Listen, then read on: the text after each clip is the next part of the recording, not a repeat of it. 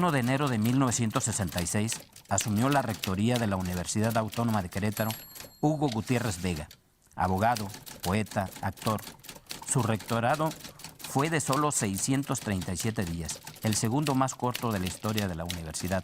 Sin embargo, las repercusiones que tuvo su gestión fueron profundas y duraderas. Sincronizar una pequeña, joven, bisoña y frágil universidad de provincia con el vertiginoso tiempo de los años 60 fue una gran aportación, pero el costo personal que tuvo que pagar fue alto, pues se enfrentó a una sociedad cerrada, tradicionalista, conservadora e intolerante, reacia a aceptar los grandes cambios fraguados en esa década, y que consiguió la renuncia del joven rector, tras una serie de confrontaciones directas. Sus cursos de actualización, en realidad conferencias públicas sobre temas como el psicoanálisis, el marxismo, la sexualidad, el Segundo Concilio Vaticano, fueron repudiados por la élite queretana, que militaba en buena parte en organizaciones de derecha recalcitrantes como la Asociación Nacional de Padres de Familia, organización nacida para oponerse a las políticas liberales de Lázaro Cárdenas en los años 30. El Opus Dei, los Caballeros de Colón, el Muro, el sinarquismo y el Partido Acción Nacional, del que formó parte Hugo Gutiérrez Vega desde su temprana juventud, y el cual abandonó cuando su postura política giró hacia la izquierda. Su renuncia al PAN fue considerada como una traición por este partido, quien lo acusó de ser comunista, siendo un motivo más de encono cuando estuvo al frente de la Universidad Queretana.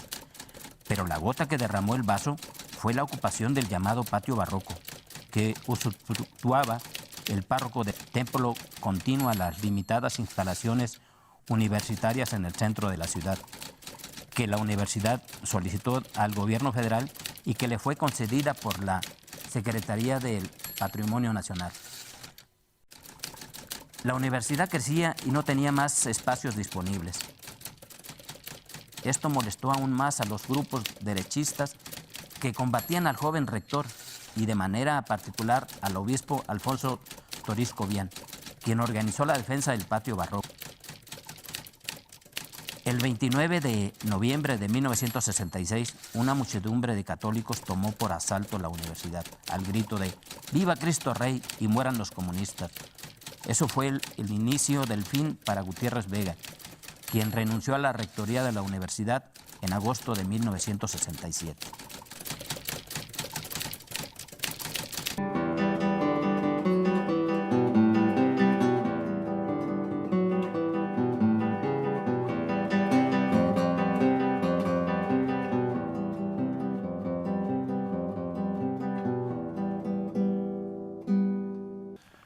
Hola, estamos en este tercer programa de la serie Querétaro en pie de lucha, una serie de TV UAC basada en la investigación histórica del maestro Kevin Simón Delgado, docente e investigador de esta Universidad Autónoma de Querétaro, y a quien le agradecemos mucho su participación. Y vamos a hablar, Kevin, en este tercer programa sobre la cruzada anticomunista contra la universidad, de la rectoría de Hugo Gutiérrez Vega, que se confronta con una buena parte de la sociedad queretana tradicional, conservadora, con la élite, ¿no? Y cuéntanos, ¿cuál era el contexto que se vivió en los años 60, en el 66 particularmente, y qué pasaba en esta década, que es un parteaguas en la historia del mundo, la década de los 60, tanto en el mundo, en México, como en Querétaro, y de paso también cómo llega a ser nombrado Hugo Gutiérrez Vega rector de nuestra universidad? Bien, ciertamente los 60s, como bien comentas, es un momento de enormes cambios culturales, ¿no? Derivados, por supuesto, de contradicciones económico-políticas que se venían heredando desde 20 años atrás, por lo menos.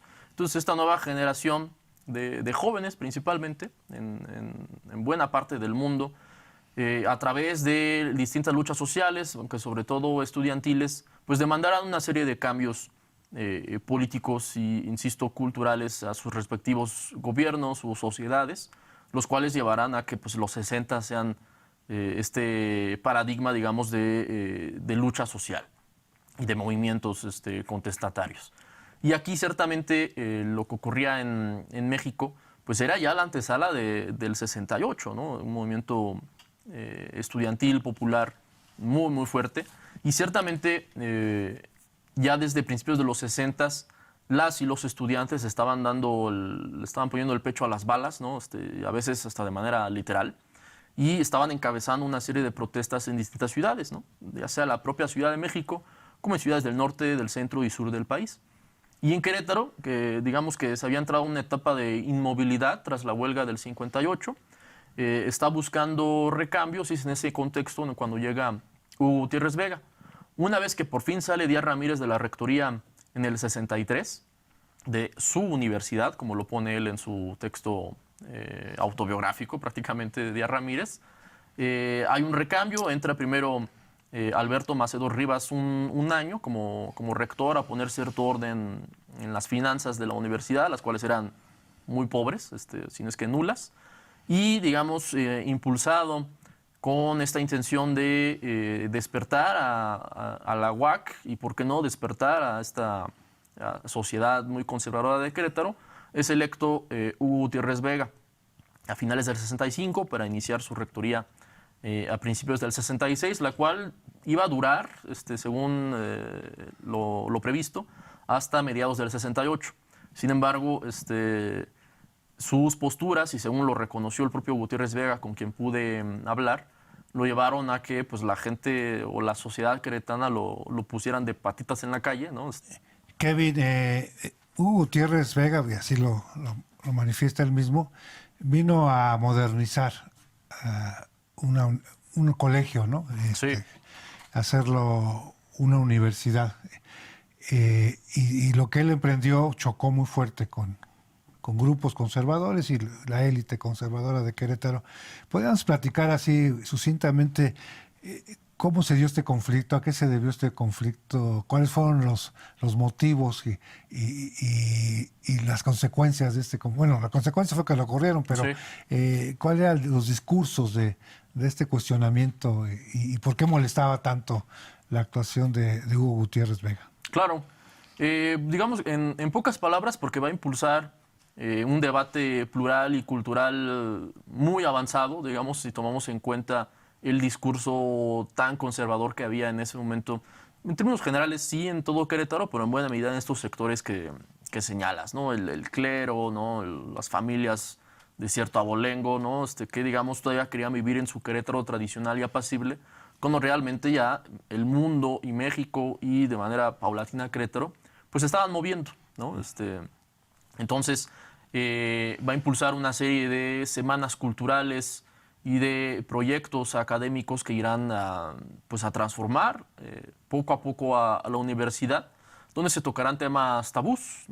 Por ejemplo, se dan los primeros cursos o talleres o conferencias donde se habló de socialismo y marxismo, ¿no? Se dan también los primeros aportaciones a la psicología, se habla de Freud, de hecho se ponen las bases para la formación de la escuela de psicología. Se empieza a hablar de sexualidad, ¿no?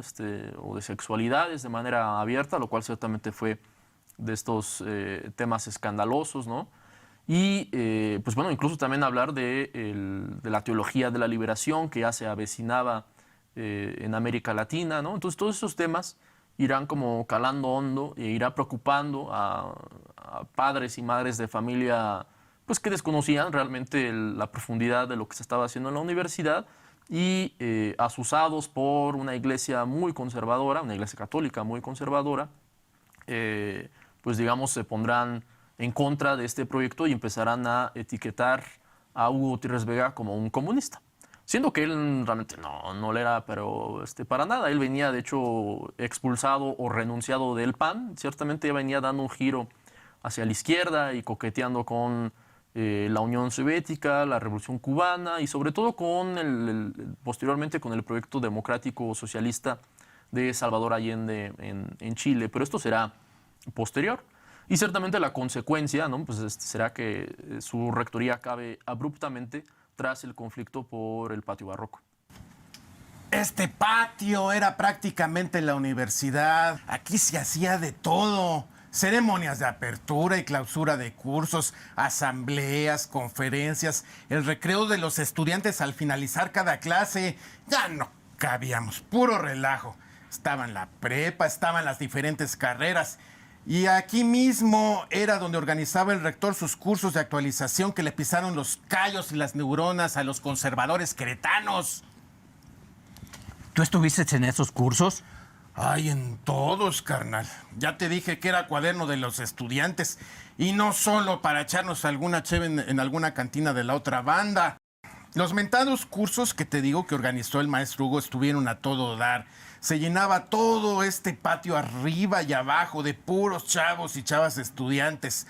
Pero también le caían los de la veladora perpetua y el santo oficio. Me acuerdo de uno que hablaba de educación sexual o psicoanálisis y esas cosas.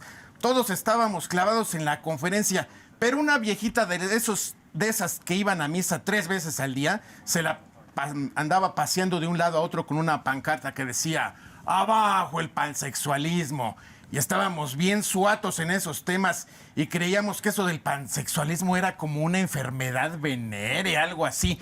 Entonces, recuerdo que Hugo Gutiérrez Vega le preguntó a la viejita que qué significaba la palabreja y ella le dijo pues que no sabía que la pancarta se la había dado el cura de la parroquia. ¿Cómo ves? Pero ¿por qué los grupos conservadores odiaban tanto a Hugo Gutiérrez Vega? Ay, pues porque para que la cuña apriete tiene que ser del mismo palo. Hugo de chavo fue panista. En enero de 1958, cuando estaba la huelga de los estudiantes contra el Gober Gorráez, el PAN hizo un mitin con su candidato a la presidencia, Luis H. Álvarez, y el que mejor habló fue Hugo, pues había sido campeón nacional de oratoria en el concurso que organizaba el periódico El Universal, y habló en apoyo de los estudiantes huelguistas y tirándole al gobierno bien duro y sabroso. ¿Pero por qué lo corrieron del PAN? Ay, pues porque allá en los 60 los aires más frescos soplaban hacia la izquierda. No siendo de las juventudes panistas, fue a Cuba y habló con Fidel Castro. Ay, cuando regresó se le armó la gorda con la dirigencia panista anticomunista. Acuérdate que el PAN nació para combatir el socialismo de don Lázaro Cárdenas. Se la cantaron derecho a Hugo, que lo iban a expulsar por haberse convertido en comunista. Pero antes de que lo echaran, él se salió solito, renunció. Y luego ahí lo andaba buscando Diego Fernández de Ceballos para meterle una cueriza, como dicen que se los metía a sus peones en su hacienda. ¿Y las broncas con el obispo y con el patronato universitario? ¿Solo lo apoyaba el gobernador? Ay, pues es que todas las fuerzas vivas queretanas andaban en la misma onda. Con una mano se persinaban y con la otra atesoraban su dinero monopolizando todo. Se creían dueños de Querétaro. No, el obispo le preguntó a Hugo que cuál era la religión mayoritaria del pueblo. Lógico, Hugo le dijo que la católica. Y entonces el obispo, que Toriz Cobian, que así se apellidaba, le dijo de sopetón, pues si Querétaro es católico, la universidad también tiene que ser católica. Y así se las gastaban, porque en la Constitución dice clarito que en México lo que rifa es la educación laica y gratuita. Y los colegios católicos como que cobran carito, ¿no? Y con el mero del patronato universitario pasó lo mismo. Era dueño de la Coca-Cola, un hombre de honda fe en el dinero. Ese le pidió al rector que corriera a unos maestros sudamericanos porque eran comunistas. No, si esos perfumados se sentían dueños de la universidad en esos años, pero ¿sabes cómo se les reviró el Hugo a los dos? Al obispo le dijo que la universidad era para todos, era universal, por eso se llama universidad. Y al gerente de la Coca-Cola le dijo que corriera unos empleados que tenía ahí norteamericanos porque él como rector estaba en contra del capitalismo. No, si Hugo no se dejó. Imagínate, era teatrero, buen actor y director. Fundó los Cómicos de la Legua. Yo estuve ahí cuando estos compas hicieron su debut de 1959 en el atrio de Santa Rosa de Viterbo. Y estuvo a todo dar. Bueno. Ah, caray. Voy para allá. Gracias. Un montón de gente se dirige a la universidad. Llevan crucifijos, rosarios y escapularios y cantan al Cristo Rey. Ya se puso fea la cosa. ¡Ay, órale! ¡Ya regresaron los cristeros! Hola, estamos en este tercer programa de la serie Querétaro en pie de lucha con el maestro Kevin Simón Delgado Estamos basándonos en su investigación, en su libro, y estamos tratando el tema de la cruzada anticomunista contra la universidad, la rectoría de Hugo Gutiérrez Vega. Kevin, ya vimos el contexto y los motivos del encono de una parte de la sociedad queretana con el joven rector. Sí. Y hay una gota que derrama el vaso, que fue cuando la universidad solicita el patio barroco para una universidad muy pequeña, constreñida en un lugar realmente muy pequeño y que necesitaba espacio porque su matrícula crecía. Y ahí estaba el patio barroco subutilizado, ¿no? Era una vecindad decían por ahí, con puercos y gallinas pululando por el patio. Pero esta fue la gota que derramó el vaso. ¿Podemos platicar de este conflicto y cómo se da? Así es. Sí, el patio barroco, que como bien señalas, era o es contiguo a lo que entonces estaba limitado la Universidad Autónoma de Querétaro, será la gota que llevará a que se derrame el conflicto entre estos sectores conservadores y la universidad, básicamente por el modo en el que ocurrieron las cosas. De entrada, el patio barroco ya era del gobierno desde el siglo XIX, desde la etapa de la secularización y la expropiación de bienes materiales a la Iglesia Católica. Sin embargo, si bien le habían dado otros usos momentáneos décadas atrás, llevaba ya mucho tiempo arrendada por el Templo de Santiago, que está inmediatamente a un lado, ¿no? Recordemos que todo ese conjunto, todo ese inmueble, era un ex colegio jesuita en su momento. Esto formaba parte, digamos, del mismo edificio. Sin embargo, había sido ya subdividido, digamos. Y entonces Gutiérrez Vega, pidiendo el apoyo al gobernador González de Cosío, quien de entrada él ya había abierto muchas avenidas y abierto jardines públicos y hecho muchos cambios, digamos, en la geografía urbana de la ciudad, que habían molestado mucho a mucha gente, ¿no? Porque les habían expropiado sus casas y demás. Le pide Gutiérrez Vega pues digamos que el apoyo para hacer el trámite con el gobierno federal, y el gobierno federal inmediatamente accede a pasar el patio barroco, que entonces estaba más o menos en manos de la iglesia, insisto, arrendado, ¿no? Prestado, pues, a manos de la universidad, para regresarle este fin cultural y educativo que tuvo desde que se construyó. Sin embargo, el obispo Alfonso Toriscobian y el párroco de la iglesia, del templo, se niegan, ¿no? O acceden un poco a regañadientes, y en el momento del día de toma de posesión se niegan a abrir el patio. Y entonces los universitarios, este era un momento ya de acción, no venían a pedir permiso, y el permiso ya estaba dado. Entonces simplemente empezaron a hacer unos agujeros entre los pasillos que conectaban al patio hoy conocido como de los Naranjos, entonces Jardín Botánico, con el patio barroco, que eran agujeros que eventualmente se tenían que hacer precisamente para conectarlos. Sin embargo, eso va a escandalizar a la feligresía de ese momento. Los estudiantes entran y toman posesión del patio, y observan las malas condiciones del lugar, y horas después la feligresía, para mí claramente ya organizada por el clero, hace como un contraataque, por así decirlo, para recuperar el patio. Sin embargo, esta recuperación del patio se acabó convirtiendo en un saqueo de toda la universidad. La feligresía, que venía en número de cientos, ingresan por los mismos agujeros que habían hecho los estudiantes para tomar el patio barroco, y ahora ellos los usan para ingresar a la universidad y saquear a la universidad. Entonces hay un enfrentamiento, ahí a pedradas e insultos y palos, y Gutiérrez Vega solicita la intervención del ejército y la policía.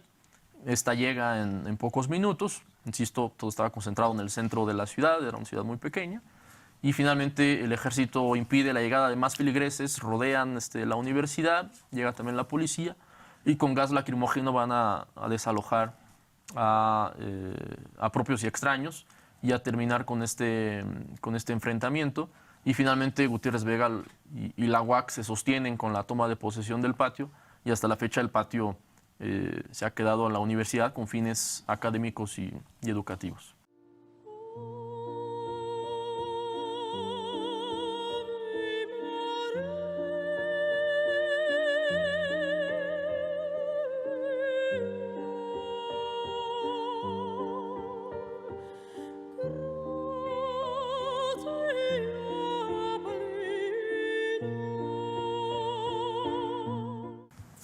Buenas noches. Buenas noches. ¿No le tocó una pedrada? ¿Ya se confesó? No soy creyente. Ese es el problema con los jóvenes de ahora. La universidad los vuelve descreídos, los aísla. Somos un pueblo muy católico. Hay que ser condescendientes, como nuestros presidentes. Todos masones, pero todos respetuosos de las creencias populares. Ese fue el error del rector don Hugo. Un error imperdonable en un hombre que trabaja para las instituciones del Estado. La educación en este país es laica y su máxima ley es la Constitución. Sí, pero provocar a la población es desestabilizar la vida pública. La conflicto entre la iglesia y el gobierno todavía no cicatriza. Desde que llegó a la rectoría hubo una consigna política para que renunciara. Lo de la religión y el patio barroco solo fue un pretexto. ¿No le parece? Sí, pero el rector ayudó a que se le echaran encima. Provocó de más, fue muy rápido. Es joven, ya aprenderá. Don Hugo fue el dirigente nacional juvenil del PAN, ni más ni menos. Pero sus excompañeros nunca lo han bajado de traidor. Recuerde, la iglesia trae bronca contra los liberales desde la Constitución de 1857. Por eso trajeron a Maximiliano. Por eso apoyaron el golpe de Huerta cuando le dio golpe de Estado a Panchito Madero. Pues guardando las debidas proporciones, a don Hugo Gutiérrez Vega le pasó lo mismo. Topó con la iglesia. Y el obispo y los curas le organizaron la sonada de hace rato. La entrega del patio barroco a la universidad fue legal. El asalto a la universidad no. Fue un acto criminal.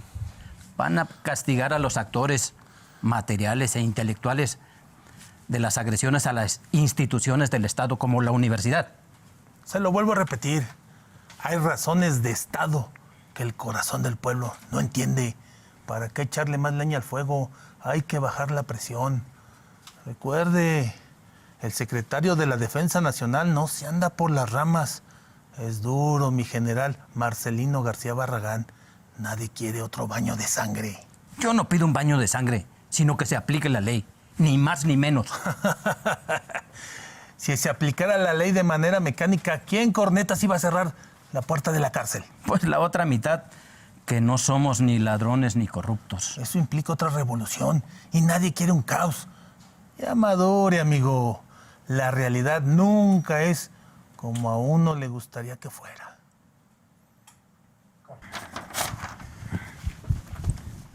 ¿Dónde andas? Te ando buscando por todo Querétaro. Te tengo unos chismes bien sabrosos. Mira, me dijeron mis cuates estudiantes que se agarraron a pedradas con los feligreses, que hubo de todo, descalabrados, golpeados, vituperados, pero sin bajas al otro mundo, afortunadamente. Pensé que tú también estarías adentro defendiendo a la universidad. Yo siempre voy a defender a la uni, nada más que ahora me tocó ver los toros desde la barrera. Me trepé a la azotea de mi amigo el carpintero Aurelio, desde ahí vi casi todo, pero lo que estaba pasando más adentro, pues no. Pero ese no es el chisme que te tengo que contar. Mira, una fuente de primera mano me contó cómo el gobernador González de Cosío, que dicho sea de paso es nieto del último gobernador porfirista queretano, le hizo manita de puerco al obispo para que calmara su grey. ¿Sabías que el buen pastor andaba de gira por San Miguel Carrillo, Santa María Magdalena y San Pedro la Cañada, alebrestando a la gente contra los comunistas de la universidad? El obispo siempre ha negado que él mueve los hilos. Ay, el obispo no es nada tonto, es muy avesado. ¿Quién te lo dijo? Yo también tengo mis pájaros en el alambre, mi buen. Somos un pueblo chico, todo se sabe. Todo el día los guaruras del gobierno anduvieron siguiendo a cada hora y le reportaran al mero mero. Por eso se juntó harta gente por los cuatro vientos de la ciudad. Después del gelengue de la toma del patio barroco, el gobernador pudo contactar al obispo por medio de su secretario particular. Pero no se entrevistaron en Palacio de Gobierno, sino en la casa del Gober, en cortito. Ellos dos solitos, bueno, con sus secretarios, que son de palo en esas andanzas. ¿Y qué pasó? Ay, ya te picó el gusanito, ¿verdad? Pues mira, el Gober recibió al obispo en la sala de su casa. Un cuarto más grande que esta covacha, lleno de armas antiguas y modernas. Pues don Manuel González de Cosío es coleccionista de rifles y pistolas y una que otra ametralladora. Según me dijo mi fuente, después de echarse un trago de coñac, el Gober le enseñó algunas piezas. Mire, don Alfonso, este rifle semiautomático es el que actualmente se usa en la guerra de Vietnam. ¿Quiere uno? Y el obispo, bien espantado, le dijo que no. Entonces el Gober le dijo que si las cosas no se calmaban, el gobierno de la República ya estaba dispuesto a echar balas de verdad, que el ejército en la zona militar ya estaba acuartelado y en espera de recibir órdenes. ¿Quiere usted que pase esto?, le espetó muy serio el Gober. Y el obispo dijo que de ninguna manera. Entonces el Gober tomó el teléfono y le pidió al obispo voluntariamente a fuerzas que hablara con sus párrocos de ipso facto y les dijera que desmovilizaran a la gente, porque ya sabía que planeaban una manifestación muy grande para mañana. El obispo hizo una llamada y luego el Gober sacó un documento dirigido al pueblo queretano en donde la iglesia llamaba la cordura y la paz. El obispo solamente lo firmó y se fue. ¿Cómo ves? Eso acaba de pasar. Y te apuesto un pomo que mañana sale la carta firmada voluntariamente a fuerzas por el obispo en todos los periódicos.